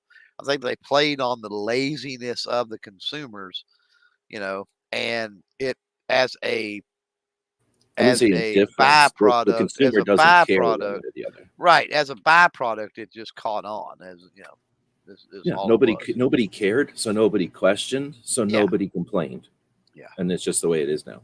And that's what it is. What it is now. Here's the people that complain. People like us that came from TV right, sets, our eyes being next to each other and not on top of each right. other, and then holding our phones Well, whichever way we felt like it. We're yeah, still filming the other way, and we're frustrated because everything's being filmed the other well, way.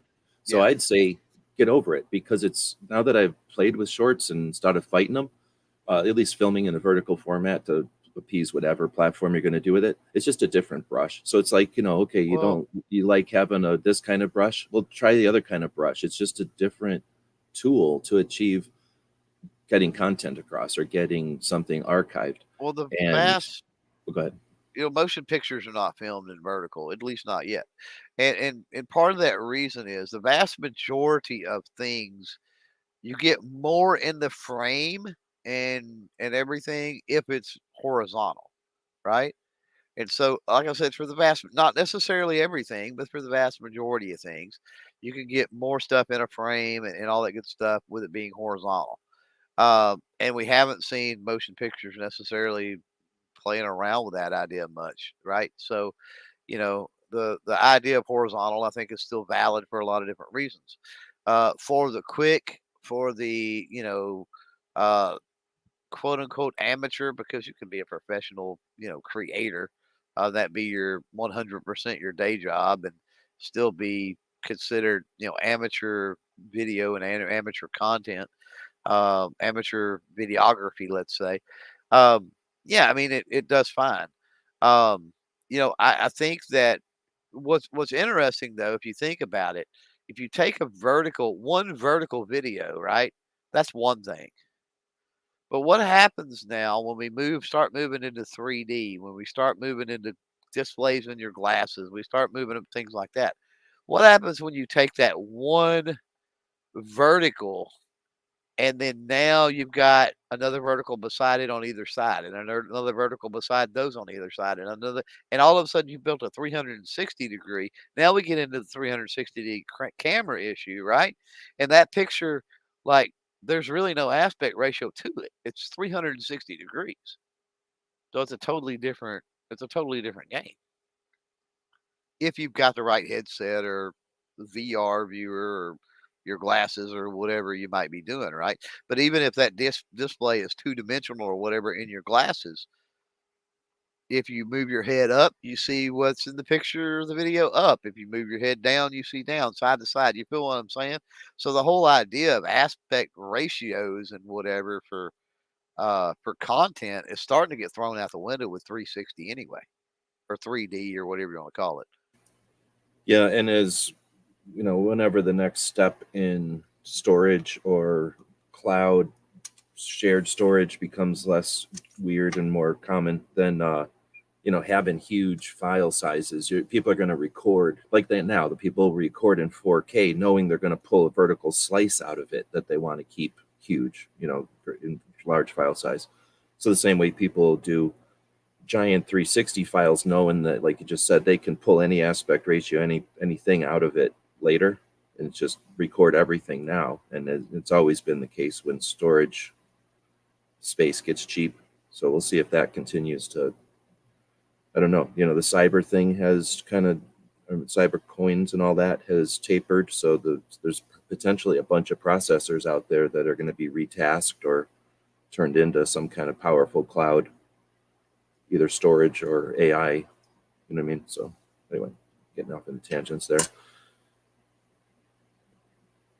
I think we'll move on since we're at the 90 minutes to a couple of these last starred ones. Snob said that his top 10 states videos, so the videos he's done on top 10 states, for this, top 10 states for that, take him at least 30 hours by the time he does all the research and then getting all the royalty free footage for him and all the editing and everything, but then they've paid off. So I'm not sure what we were talking about. That was a bit ago, so I'm not sure the topic that he's addressing that to, but maybe the idea that some things can be done on the cuff and be successful, and other things that you put a lot of effort into can fall flat, but not always, right? So sometimes putting the effort in, the strategy, the forethought, and then the effort into can have a payoff. Do you think that that's hit or miss, or do you think that that's like a consistency thing? Do you think that just having a system and practicing the discipline to continue that system always just builds the practices that allow you to be successful? Or I don't know, we're 90 minutes in. I don't know how far you want to take I that don't know. one. I think when you do things like that, I mean, hindsight's always 20/20, right? So looking back at that, it's like, could Snob have shortened that video? You wouldn't have alleviated his work, but we're talking about the results of the work, right, on the back end, playing armchair quarterback or whatever here. If he would have broken that top 10 out into an individual video on each state and the number with which it ranks, and then those would have been in a playlist, or maybe the top 5 and the bottom 5, or maybe played with it some different way to have shortened the video. Would it have made a difference, right? Because longer videos can definitely be problematic. But then at the end of the day, it's kind of like I was talking about earlier. Sometimes I think for weeks or days or weeks or months about video concepts and things I want to do, and like I want to do them. Like I don't freaking care. And so that's practicing doing a video. That's practicing doing research. I see all of the processes that leads up to making that video, and then making the video and releasing it and everything else. As a it's practice, it's learning, it's all those things rolled into one. And then at the end of the day, there is the video is out there. It's an archive, and especially something like Snob is talking about. And to Snob's point, dude, I point people to your video all the time, to the top uh, whatever places with the best gun laws, or whichever video that was. I know he's done several, but something about the best places to live, or 2A or whatever. Um, I point people to that video. I think I pointed 2 people to that video this week, right? So it is a resource. There are people that do appreciate it, but it's not dramatic. It's not flashy. It's not blowing up safes with a tank. It's it's not the newest gun at Shot Show, you know. So you got to be realistic about what the audience that Snob has versus um, and the audience that Snob's channel garners versus the actual content itself. And most of the people that I would wager that watch Snob's content are probably kind of aware of which states suck and which ones don't. And you took it into a bunch of different areas there. So first off, I want to take a second and go, or just mention the fact that we're talking a lot, and definitely going into Shot Show, very capitalist, very channels, and how channel relationships and funding channels, and the nuts and bolts of channels, and getting content, and being effective and efficient and all that. And all of this it's an aspect, but it's not a necessary aspect, and it's not the only aspect, and it's not the only thing I'm interested in. And I know Clover will talk about other things also. But we are allowed to have a channel and just freaking have fun with it. You're allowed to have a channel and just be contrary. I mean, I know people that are just weird with their shit, and just enjoy being contrary, or sarcastic or something. That's valid. We need pranksters. We need people that are devil's advocates. We need people that are wrong, right? It's a free country, and we're not in lockstep.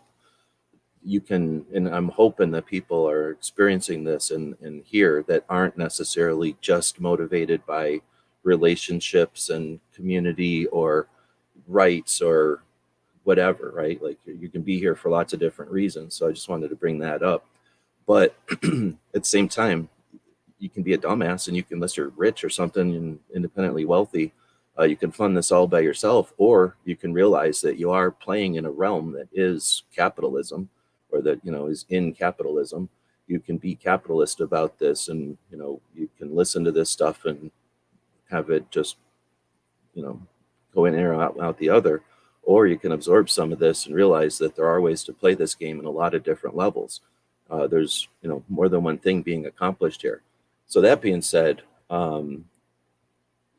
I definitely appreciate people that post stuff that needs to exist.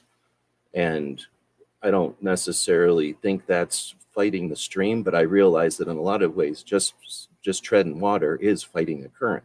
And if you just want to see if something, to create something, to create it, or if you want to put something there because you believe it needs to be there, then we're here to help you. At least I'm here to help you with that too.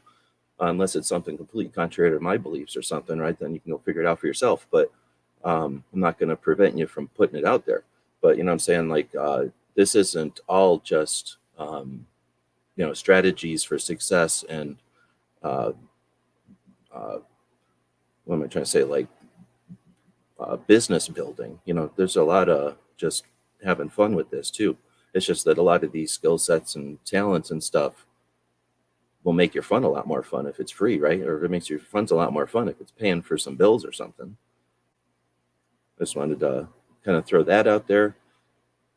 You had a couple of things there. I mean, we could probably take a clip from Clover's response to that, and I think it was about 4 different tangents, but I guess the main one I wanted to hit was what I just said. I won't repeat it all. All right, so the next one then would be Ghost saying, how much is the subscription? I answered that one. Ghost is also saying then the experts use their knowledge as their business. That's cool, but they are selling a dream as a moneymaker. Don't trust them much. So I think that's back when we were talking about, or when you were talking maybe, or I'd asked you about the coaches or the people that are out there that encourage content Yeah. creators or Yeah. that kind of thing. Got to be So, skeptical but fair is what I would say. Like, yeah. well, again, some of them are out there to like, how do you make your small business work, or how do you use YouTube to make your small business more effective? Right. Like, they're in the same realm with people that are like, I want to share my art, and they're just doing different paths towards a similar direction, but they're not on the same path, and they're not, just because they're not together doesn't mean they're against each other.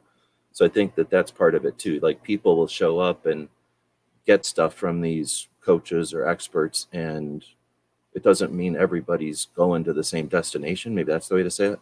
Uh, Or carrying the same load, right? Or yeah. trying to accomplish the same things. Yeah. Think about the diversity of the content, right? I mean, even in our niche, we are all different in the way we approach it, the way we produce it, the way we do our things, what we're into, the type of stuff we enjoy making within a niche. So now broaden that out to an infinite amount of niches, and creators and types and businesses and industries and everything else. And like, yeah, it gets crazy.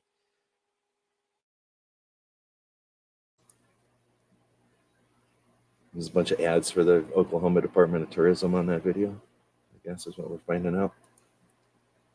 Ghost did have a comment that I sort of disagree with. He was at one point he said something about Oh, that which one? he was well, I don't What's know. the- He was talking about the creator people and he said that there's no or the creator gurus and he's like there's no recipe. And so uh right here it is. Problem with the experts is that no one truly knows how to grow. There's no recipe to get big. Um I would phrase that a little different. I think there is a recipe. I think the problem with that recipe is I would view it more as that there is a recipe, but it contains ingredients that are out of your control as to whether or not you can obtain them. This is the problem. Like there can be a recipe if you've got the on-camera presence, if you've got you know quality production level, or if you're in tune so much um, with your niche or whatever your topic is, if you are a master of SEO and that sort of things, if you are a very good communicator, you start putting all these ingredients into a recipe, then yeah, I think you can. But I think the problem is like there is a recipe, but for the vast majority of people, that actual recipe is unobtainable. And at the end of the day, that recipe also leads to a big goal because and he alludes to that, to be honest. He says that, no one truly knows how to grow. Well, that's assuming grow is your goal. For some, it's just simply making money. There are channels out there that have just a few thousand subscribers that's an addition to their business. And even though they only have a few thousand subscribers, those few thousand subscribers are dedicated customers of their business, and that ends up generating them in their actual real life business thousands or tens of thousands or hundreds of thousands of dollars a year. So outside looking in, people may look down on that channel and go, "Oh, that channel's only got 2 or 3 thousand subscribers. They don't know what they're talking about." But yet they're making millions of dollars a year in the real world, because of their knowledge base and everything. So it's an extension of their channel, right? That's a much different situation than, hey, I want a bunch of big numbers. I just want lots of views and lots of subscribers. So, we got to identify, what is the recipe making, first of all, which is the issue. And then for a lot of things, yeah, when you're talking about growth, when you're talking about numbers, I would agree with him that you know it's yeah, nobody can truly give a recipe in the sense that a lot of the things that's required for that.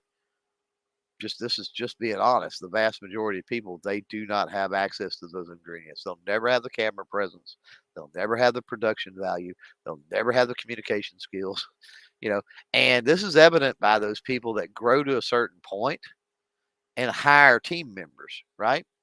If you look at a lot of the larger channels, it's not just one person running that channel. Like there's a half a dozen people that are working on that channel. There may be the front man, there may be the name or the front woman, there may be the name of the channel, whatever person there or whatever. But all of their editing, all of their scripting, all of their lighting, all of their makeup, all of their everything, right, is done by somebody else that is a better ingredient for that recipe. But the disservice, in a way, is when you start getting into the creator gurus that don't really highlight and nail on that and tell you. And this is why it is very difficult to compare yourself to another channel, because even a smaller channel, even there are smaller channels that are collaboration projects. So there are smaller channels out there that may only be 30 or 40 or 50,000 subscribers. And I say only, that's huge, but they may be 30, 40, or 50,000 subscribers. And as a 500 subscriber channel, you're going, oh man, I could get to their spot. I mean, look at what they're doing. And it's like, well, no, because even though they're, smaller, they're not a million subscriber channel. That's a collaboration effort between 4 or 5 people that have expert level skills in 4 or 5 different areas. And all of that is able to contribute where you have maybe expert skills in one of those, but mediocre or, median skills anyway, at the rest of the stuff. So, yeah, it's a crapshoot. That's what I'm saying. All right. Well, first off, I wanted to say thanks to everybody for joining us live. And since you're joining us live, we did have a poll going asking about when we should keep doing this coaching or collaborative. Let's talk about being a content creator show. We'll come up with a good name. Should we keep doing that on Tuesday or at a different time or at a different day? And so far, the feedback is Tuesday a.m. by far is the majority of the vote. So we'll So keep definitely be it. back this time at next week, but we'll keep asking that to refine it. So you'll have more insight there. But I'm going to ask you for a challenge. Give us a topic for next week. Since you're part of this, you're the conversation that we're having here, I or you're like it. the other side of the conversation. Let us know what our topic should be for next week. We'll vote on that as we see some topics show up in the thing here. But this has turned out to be a really interesting question again. We're going to dissect a bit. So I didn't want to interrupt you, but there's a couple of things there. There's not just a recipe. If there was, everyone would follow it. There are recipes that work. Now, there's Right. recipes for beer, right? And if you've got a chick with big boobs selling beer at a beer festival of dudes who just got off a boat from years at sea or something, uh, whatever that recipe for beer It is can suck, right? is less consequential, right? Now, Yeah. if you've got beer being sold to nuns, right, and they're buying one beer over another, maybe the recipe matters, or if maybe nuns is a bad example, maybe beer connoisseurs at a beer rally or something, right? Like maybe now you so there's that element that there might be a recipe that works, and that recipe may or may not apply if you're looking at the big picture. So anybody can dissect. Here, I wanted to use another example that might or may not work. I just came up with this, but I didn't want to interrupt you. But let's say George Carlin, right? And I don't want to, I know I'm using a person who's passed, but I'm using this intentionally. Hopefully it's respectfully. So George Carlin, I think everyone understands his significance in the culture and in the society of the United States. if George Carlin was alive today doing a Joe Rogan type of situation, would Joe Rogan exist? Because George Carlin, I believe, would dwarf Joe Rogan in any aspect, and he would be able to own the podcast realm if George Carlin was around today, right? In that situation, I'm going to use that Tim Pool guy from California. Would he exist if George Carlin was Joe Rogan today? Right? So anybody could look at what Tim Pool has done and say, here's a recipe for success, but it's a recipe for success in a time and place when his was a flavor people were looking for, and there was a lack of a George Carlin or Yeah. alternative, right? Yeah. So anybody can scrutinize something and say, look at the lighting, look at the stuff he had on his desk, look at the scenery, all elements of a successful podcast. But a true coach, a true person is going to say, what are you trying to accomplish? And where do you fit in the big picture? And what are your strengths and your advantages to the play, the set and setting, the real playing field you're in. So I just want to throw those out there. Like I say, that might be topics for a bigger discussion about the idea of coach I just watched a video yesterday of inventions that were before their time, and it's sort of along the lines of what you're talking about, like, you know, the parachute, the helicopter, the computer, right? And they were talking about it, and I mean, we're talking about things decades, if not hundreds of years, were thought of before there was the technology, before there, and it was like, what if those things? What if that was? What if the time was different, right? What if the means to produce those things or do those things was more prevalent, the tech was available, how would that have changed everything? What if we would have had helicopters 200 years before we ever had the first airplane, or, like legit helicopters, right? Like, how would that change the whole landscape? So, yeah, it's time is the time and place absolutely 100% matters. And that's also why we have to be paying attention and keeping up with a lot of different moving parts and pieces too. If our goal is growth, if our goal is to take advantage of trends, not trends in the sense of keeping up with the Kardashians, right? Not trends in that sense, but trends in wanting to catch those waves and ride those waves that come in from the industry side, or whatever the case may be, for as long as possible. We have to be paying attention to the times and places in which we create our content. Smeggy says completely unrelated. He watched a documentary on the guy who invented or made soft body armor, Second Chance. Be interested in having a conversation with people who've seen it. I haven't seen it. I'll seek it out though. Then he has the only suggestion we've got so far. So again, we're asking people, we're challenging the people that are listening live right now to give us a topic to bring up next week for our show, where we're talking about content creation, not just on YouTube, but in general in 2023. But Smeggy's ideas topic for another show: should you join a network? Not sure if there's any insight to gain from the Daily Wire Crowder thing.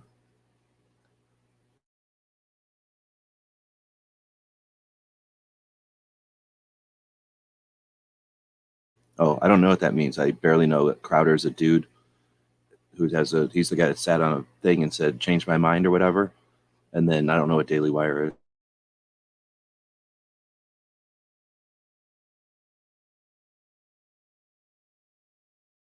Podcast or radio I'm show, muted. maybe. Okay, I asked. I was muted. Yeah, that's a whole thing. So that's not. That's a whole can of worms to open up, right? With a network. So the days of like the MCN, the multi-channel networks, like once upon a time were prevalent. That's not so much a thing anymore. The whole thing with the Crowder. Okay, so what's his name? The little Jew boy, Ben Shapiro. Ben Shapiro is the Daily Wire, right? Steven Crowder, both conservative YouTube channel, talk radio, whatever personalities, let's say. Um, so with um, there was a situation where, with just to give some backstory, Crowder come on. Crowder started getting big. Crowder entered in, signed a deal to kind of become a part of the Blaze, which was Glenn Beck's thing. That contract was starting to dwindle, and the Daily Wire was courting him about bringing him over there, and big deal contracts were put out there, not liked. Agreements couldn't be reached. That's basically the idea behind the Daily Wire Crowder thing, right? Um, so again, that's different than the multi-channel network in that that's I don't know, that is more getting under the umbrella of another business. Multi-channel networks, and there's it runs the gamut. This is similar. It's definitely adjacent, but then you've got networks. When you just say networks, right? Joining a network. Well, I'm a part of the network. I'm part of the Firearms Radio Network, and there's zero obligation to that. So, like, there's no real loss on my part for that. I know there's some folks out there in the chat, whatever, that are members of the Self Defense Radio Network, and as far as I've been told by those I've spoken with, there's really no downside to that. I mean, you could say the upside is being a part of a network, and you get some real estate on their site, and within their publications, and some other things. So there are some perks with very little downside. The multi-channel networks of old would basically take control of. G can probably speak to this more than anybody, but would basically take control of all your revenue and then divvy that back up as they see fit. So much different situation. So I don't know. Again, I don't know, especially for any type of smaller creator. I don't know that talking about networks or joining a network is that relevant in 2023. But again, I'd be interested to your thoughts on that, G. What do you think? So that's more of like an established or like off. I mean, like a network, like a strategic network, I guess. Right. Sounds like. I guess I'm thinking more of like gun channels, like, more just people that are affiliated with each other as a network, or that, have each other's best interests in mind. Right. I mean, to, any type of collaboration, I think can be beneficial, but there's obviously we've had all kinds of ups and downs with that kind of stuff. We're all humans, and times go on, time moves on and things change. And, so, I mean, and then we're talking YouTube networks. Again, there's different levels of, I guess, obligation or responsibility to them, depending on how official or whatever they are. And yeah, we're talking about different like a spectrum of them, I guess. So Smeggy's clarifying. I was more just thinking from a creator point of view, or as you get bigger, should you sign up with something to help you grow? Does it hinder you? Yeah, I'm super apprehensive about them because I've had negative experiences personally with them. And Right. But at the same time, I understand the concept of collaboration and the benefits of having what's it called? Like just shared resources, I guess. But people that are um, interested and able to do their skill set, sharing with people that are in the need of understanding or having that skill. So there's some definite advantage to, again, having allies and to having people have your best interest out there. Just having an aware ally peer who can say, hey, you've got an error over here, or you did something inconsistent over here, and you don't have to worry about it being like, that it's coming from a good place. So I can see some real advantages, but the disadvantages, it kind of depends on scale and how elaborate they are, I guess. Now it's 2 hours. Future topic: how many platforms should you be on? Very good topic idea. I like Thanks that. to Guitar Gear Report, which is it an element of Gear Report, gear-report.com, or is it a separate website? That's an element of gear-report.com as far as I know. I don't think there's a separate site. It's definitely a separate channel, but I Okay, don't yeah, but believe that's it's a a great separate one. site. Maybe it isn't such a good idea. So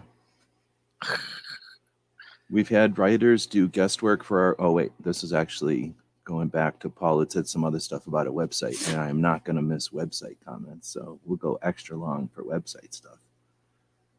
Let's see. So I think this was the first one. Search engine optimization is pretty important, but the content needs to be good too. And then following up, our website has pretty good traffic, and a lot of it comes from click-throughs, searching. So search engine optimization matters, but people will not stay if the content sucks. So I don't know what Paul's site is, but I'm definitely Yep. down for talking more website stuff. Yep. Yeah, I keep bugging or probably boring Clover to death with. I definitely am. My ambition is to get my website stuff more honed in again this year, and working on figuring out. I just took a hit with the YouTube monetization thing, which is a couple of $100, but I've been looking to how to add $100+ I think it's like $100 and something worth of software to the mix, and I just it's not anywhere near in a budget, and I don't have any kind of potential income to cover it, but I would like to get some some software. What do you call it? What do you call that kind of stuff that I'm looking to get? The do you call them tools? Like internet tools, I guess, internet development tools, and they're not inexpensive, Right. but they're powerful, and they can offer insight to people like us that have built this stuff over the years that we might not need forever. But having a year subscription will give us a 2023/24 insight to the way things are working.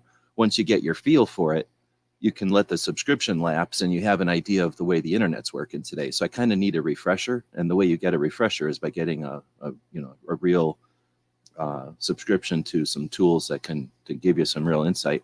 So anybody that's interested in doing some website work, let's talk, because I do need to get some people together to kind of Yeah. essentially help pay for these tools, and people that are going to understand the value of the results of the tools and give us a wide variety of experience so that we can, because buying an expensive tool and evaluating your own, let's say we're putting together a car from parts or something, you put your car together and you decide, am I going to buy these diagnostic tools or am I going to take it to a shop? All right, I'm going to bite the bullet and I'm going to buy the diagnostic tools. So now you've got this diagnostic tool that cost a bunch of money. You've got this vehicle that you're using it on. But if you had 3 or 4 people that also built their cars, and you can go in on these diagnostic tools together, and now when you put your Ford in there and you put your Chevy in there and you put your Dodge in there and you get the readings, you're all getting stronger and better able to understand the diagnostic tools because you're all involved in each other's projects. And then you've got that peer, that person who could care less about Dodges, but they care about your Dodge, right? And they can go, hey, in my diagnostic thing, I didn't get this murmur. You're getting it. The 0.2 sensor, right? You've got that kind of thing going on with websites and with social platforms.